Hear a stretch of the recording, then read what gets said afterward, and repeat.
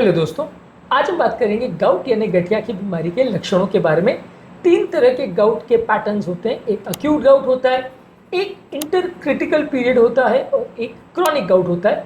ये तीनों में क्या लक्षण होते हैं और कैसे हम इन्हें पहचान सकते हैं, आज इसके बारे में शॉर्ट में हम डिस्कस करेंगे। हमने गाउट के बारे में डिटेल ओवरव्यू, इसके सिम्टम्स, मैनेजमेंट और दवाइयों पर ऑलरेडी काफ़ी वीडियोज़ किए हैं। आज बेसिकली बात करेंगे इसके लक्षणों पर।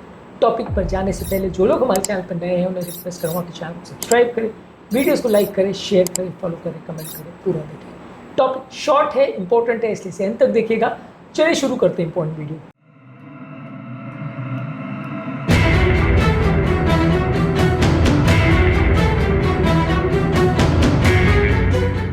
सबसे पहले अक्यूट गाउट यानी सडन जब गाउट का अटैक आता है तो क्या लक्षण होते हैं। ज़्यादातर ये सडन गाउट का जो अटैक है वो रात के टाइम ज़्यादा होता है। 4 से 12 घंटे के अंदर सडनली सिवियर पेन होता है पेशेंट को। ज़्यादातर पाँव का जो सबसे बड़ा टो होता है, बिग टो जिसे पोडाग्रा बोलते हैं, उसके जॉइंट पर होता है। हालांकि इसमें ankles, knees, elbow, wrist, fingers, multiple joint involve हो सकते हैं, लेकिन सबसे ज़्यादा इन्वॉल्व होने वाला जॉइंट जो है पाँव का सबसे बड़ा जो टो होता है उसका जॉइंट होता है, उसमें सबसे ज़्यादा होता है। इस जॉइंट में आपको सूजन देखने को मिलेगी और वो रेड हो जाएगा, उसको छूने में दर्द होगा। स्किन उसके आसपास जो है वो बहुत शाइनी और स्ट्रेच्ड हो जाएगी, बहुत ज़्यादा सूज जाएगी।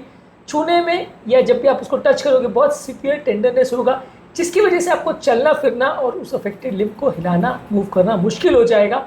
इसके अलावा उस एरिया में इन्फ्लेमेशन होगी, जिसकी वजह से लोगों को फीवर भी हो सकता है, कमज़ोरी हो सकती है, सुस्ती का एहसास हो सकता है। तो ये सारे होते हैं लक्षण अक्यूट गाउट के अटैक के।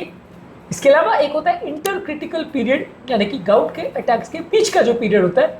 अगर एक बार गाउट का अटैक हो गया तो उसके बाद कई दिनों तक, हफ्तों तक, महीनों तक भी गाउट कंप्लीटली एसिम्प्टोमेटिक रह सकता है। इस दौरान बॉडी के अंदर यूरिक एसिड का अक्यूमुलेशन और जॉइंट्स में यूरिक एसिड के क्रिस्टल का डिपोजिशन कंटिन्यूस चालू रह सकता है, इर्रिस्पेक्टिव ऑफ द फैक्ट कि पेशेंट को अटैक आ रहा है या नहीं। पेशेंट को अटैक कई महीनों तक भी नहीं आए तो भी क्रिस्टल का डिपॉजिट होने का प्रोसेस कई बार चालू रह सकता है। इसको बोलते हैं इंटर क्रिटिकल पीरियड, यानी कि दो अटैक्स के बीच का जो पीरियड है ये कितना भी लंबा कितना भी छोटा हो सकता है। अब बात करेंगे क्रॉनिक गाउट के लक्षणों पर। इंटर क्रिटिकल पीरियड में ज़्यादातर गाउट के पेशेंट्स में कोई खास सिम्टम्स या लक्षण नहीं देखे जा सकते। इस दौरान कोई जॉइंट में inflammation, fever, malaise, tenderness, joint pain, ये कुछ भी ना देखा जाए ऐसा हो सकता है। कोई भी पेशेंट को प्रॉब्लम ना हो ऐसा हो सकता है, जब तक पेशेंट को दूसरा अटैक नहीं आ जाता। तो इंटर क्रिटिकल पीरियड में पेशेंट को ज़्यादातर कोई सिम्टम्स नहीं होते। अब बात करेंगे क्रॉनिक अटैक की या क्रॉनिक गाउट की। क्रॉनिक गाउट में ज़्यादातर लोगों को फ्रीक्वेंट अटैक्स आते हैं, बार बार गाउट के अटैक्स आते रहते हैं, जिसकी वजह से मल्टीपल जॉइंट्स में भी कई बार साइमल्टेनियसली एक साथ इन्फ्लेमेशन हो सकता है। इसके अलावा स्किन के सरफेस में टोफाई यानी यूरेट क्रिस्टल्स का डिपोजिशन स्किन के नीचे हो सकता है। ये क्रॉनिक गाउट का फीचर होता है, इसको टोफाई फॉर्मेशन बोलते हैं। ये ज़्यादातर फिंगर्स में, हैंड्स में, फीट में, एल्बो में और एचिलीज टेंडन में लम्प्स के फॉर्म में स्किन के नीचे देखा जा सकता है। टोफाई फॉर्मेशन भी हाइपरयूरिसीमिया या गाउट का एक इंपॉर्टेंट लक्षण है। इसके अलावा जॉइंट्स में धीरे धीरे करके सूजन होने की वजह से और क्रिस्टल्स के एक्यूमुलेशन की वजह से परमानेंट जॉइंट में डिफॉर्मिटी और इन्फ्लेमेशन होता है। इसके अलावा लोगों की रेंज ऑफ मूवमेंट कॉम्प्रोमाइज़ हो जाती है, लोगों की मोबिलिटी, फ्लेक्सिबिलिटी कॉम्प्रोमाइज़ हो जाती है और जॉइंट में परमानेंट डैमेज हो सकता है। जॉइंट्स में परमानेंट यूरेट क्रिस्टल्स डिपॉजिट हो सकते हैं। गाउट के पेशेंट्स में अक्सर आप खासकर अक्यूट अटैक के टाइम फीवर, मैलेज, फटीग, लेथार्जी, अच्छा नहीं लगना या कंटिन्यूस आपको काम करने की इच्छा ना होना, ये सारे फीचर्स देख सकते हैं।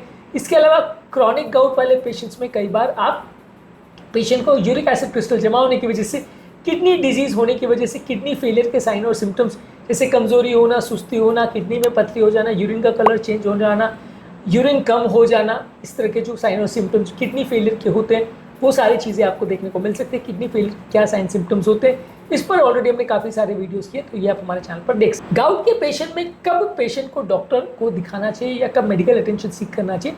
जब सडन सिवियर पेन हो और वो गाउट का अक्यूट अटैक की तरह सडन बिग टो को इन्वॉल्वमेंट करता है और सिवियर पेन होता है तो डॉक्टर को दिखाना चाहिए। लेकिन कंटिन्यूस अगर डिस्कम्फर्ट, परसिस्टेंट डिस्कम्फर्ट हो रहा हो, वो नहीं जा रहा हो, तो डॉक्टर को दिखाना चाहिए। यदि क्रॉनिक गाउट वाले पेशेंट में अगर टोफाई बॉडी में नीचे बन रहे स्किन के, तो ये क्रिस्टल्स के लिए आपको डॉक्टर को दिखाना चाहिए। और यदि जॉइंट में बहुत ज़्यादा कोई इन्फेक्शन का साइन सिम्टम है, यानी बुखार बहुत तेज़ आ रहा है, ठंड लग के बुखार आ रहा है, जो कि इन्फ्लेमेशन के मार्कर नहीं, इन्फेक्शन के मार्कर होते हैं, ये सारी चीज़ों में आपको डेफिनेटली डॉक्टर को दिखाना चाहिए। इनफैक्ट मेरा तो सजेशन ये कि गाउट के हर पेशेंट को, चाहे अक्यूट अटैक का कोई भी पेशेंट हो, उसको डॉक्टर को दिखाना चाहिए ताकि अप्रोप्रिएट ट्रीटमेंट किया जा सके। लेकिन हाँ, ये इंपॉर्टेंट क्राइटेरिया है, जब मामला सीरियस हो जाता है और तब आपको तुरंत को डॉक्टर को दिखाना चाहिए। उम्मीद करूँगा कि आज के टॉपिक में जहाँ हमने बात करी गाउट के लक्षणों के बारे में, या आपको कुछ नया लगा होगा, कुछ नई बातें आपको जानने को मिली होगी। इसके अलावा गाउट पर हमने ऑलरेडी बहुत सारे वीडियोस किए हैं, इसके संबंधित हर एक दवा पर हमने अलग अलग वीडियो किया। इन सभी वीडियोस को भी जरूर चेकआउट करें। उम्मीद करूंगा कि आज के टॉपिक में कुछ नई बातें जानने को मिली होगी। जो लोग हमारे चैनल पर नए हैं, उन्हें रिक्वेस्ट करूँगा चैनल को सब्सक्राइब करें, वीडियोस को लाइक करें, शेयर करें, फॉलो करें, कमेंट करें पूरा।